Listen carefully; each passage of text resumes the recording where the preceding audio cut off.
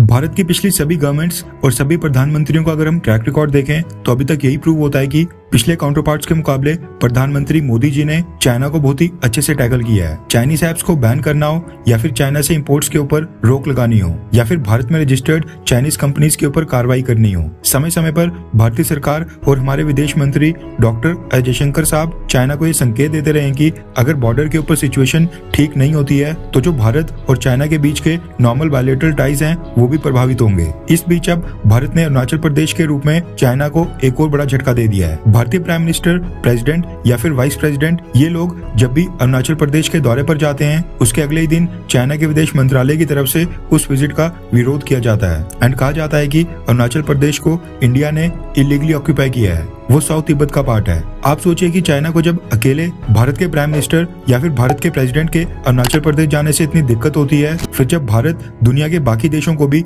अपने साथ अरुणाचल प्रदेश ले जाएगा तो फिर चाइना का क्या हाल होगा। दरअसल पिछले साल जब इंडोनेशिया ने G20 की प्रेसिडेंसी भारत को सौंपी थी उस समय भारत ने घोषणा की थी कि अपने 1 साल के कार्यकाल के दौरान भारत G20 की 200 मीटिंग्स को होस्ट करेगा एंड जो ये 200 से ज्यादा मीटिंग्स होंगी ये न केवल भारत की राजधानी न्यू दिल्ली में होंगी बल्कि देश की 50 बड़ी सिटीज में कंडक्ट की जाएंगी। उस समय भारत ने नोटिफाई किया था कि कुछ मीटिंग्स जम्मू कश्मीर में भी होंगी, जिसके बाद पाकिस्तान की तरफ से प्रोटेस्ट किया गया था और कहा गया था कि भारत जम्मू कश्मीर में G20 की मीटिंग्स नहीं करवा सकता है। पाकिस्तान चाइना और टर्की से बोलेगा कि वो जम्मू कश्मीर में होने वाली मीटिंग्स को बॉयकॉट करे वगैरह वगैरह। पाकिस्तान जिस देश से मदद मांगने जा रहा था यानी कि चाइना, भारत ने अब उसी को एक बहुत ही बड़ा सेटबैक दे दिया है। रेफरेंस के लिए आपकी स्क्रीन के ऊपर द इकोनॉमिक टाइम्स के आर्टिकल का स्क्रीनशॉट है जिसके मुताबिक अरुणाचल प्रदेश की राजधानी ईटानगर में G20 की मीटिंग का स्टेज सेट कर लिया गया है। रिपोर्ट्स के मुताबिक 25 मार्च और 26 मार्च यानी कि आज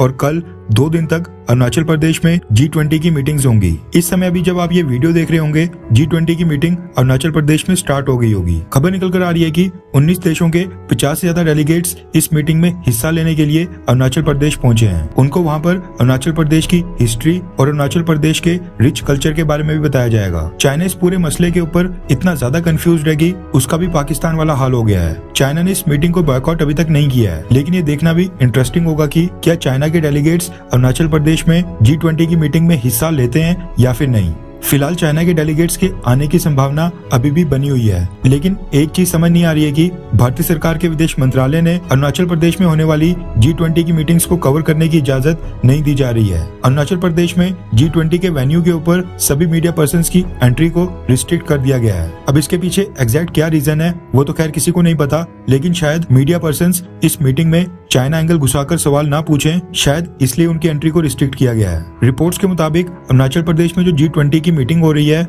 उसकी थीम है research, innovation, initiative and gathering यानी RIIG। साइंस एंड टेक्नोलॉजी की फील्ड में इनोवेशन और रिसर्च में G20 के देश एक दूसरे के साथ कैसे कोऑपरेट करते हैं, पॉलिसीज में क्या चेंजेस लाए जा सकते हैं, कोऑपरेशन को और मजबूत करने के लिए क्या क्या इनिशिएटिव्स लेने चाहिए, उसके ऊपर G20 देशों के डेलीगेट्स आपस में चर्चा करेंगे। इस मीटिंग को ऑर्गेनाइज करने की responsibility science and technology department को दी गई थी। वैसे आपको क्या लगता है कि अगर आज सेंटर में ex prime minister Manmohan Singh ji की कांग्रेस गवर्नमेंट होती तो क्या G20 की मीटिंग अरुणाचल प्रदेश में होस्ट करवाती, हाँ या फिर नहीं? नीचे कमेंट करके अपनी राय जरूर बताएं।